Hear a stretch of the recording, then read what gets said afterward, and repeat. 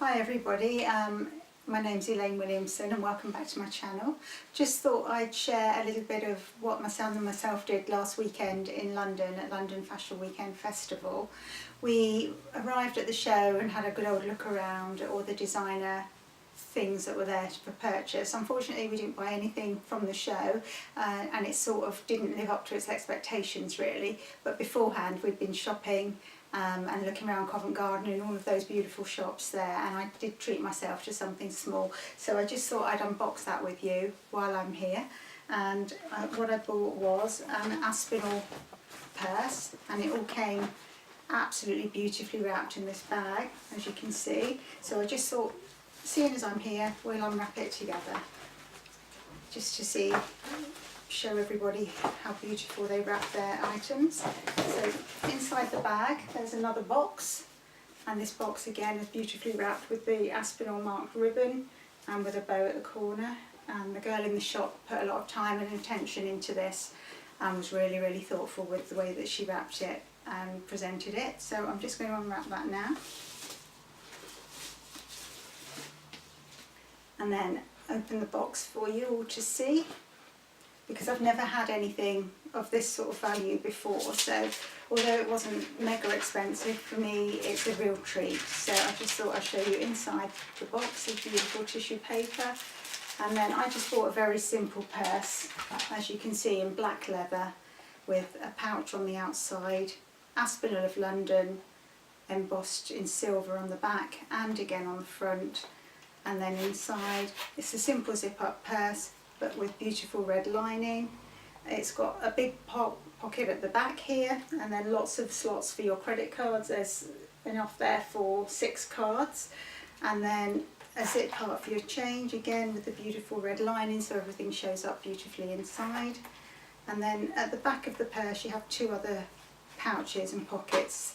The back one has got Aspinal of London, again embossed inside with silver, and England underneath there, and then again all in red lining. So the hardware on this again is in silver.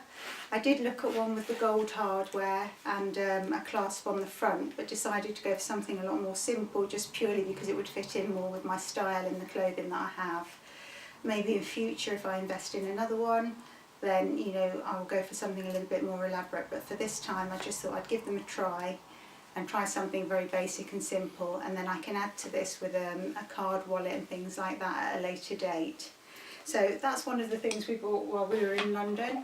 The show itself, going back to the show, was a letdown in the fact that we went and we were herded round by a lot of security guards. We paid an awful lot of money really to go into the show, and we had to then go into it an hour early, sit on very uncomfortable benches that were just made out of wood, sort of IKEA style, with no backs on, and we kept being told to move along so that they could fit another person in. We were in the second row back, and the row in front of us was reserved for people that had paid over £130 for their tickets. And to be honest, if I were those people, I'd have been really fed up. We paid £51.50 I think each to go, and it was absolutely terrible. We waited an hour in the auditorium for the show to start. When we did finally get it underway and get the show started, we had about 12 to 15 models walking along the catwalk with attitude, but it was attitude of more like spoilt teenagers than of proper professional models. And they all did a circuit once round on their own and then once as a group, as a whole. We took photos, as many as we could, and we will try and insert some, but I don't know, I'm quite new to this, so I don't know if we'll be able to do that. However, the show lasted 10 minutes at most, and then everybody was ushered out of the building really quickly. You were supposed to get a goodie bag. The goodie bag itself was just a normal tote bag made out of linen material with some print on it. The bags were empty, which was a big disappointment. We expected at least a brochure or something in those.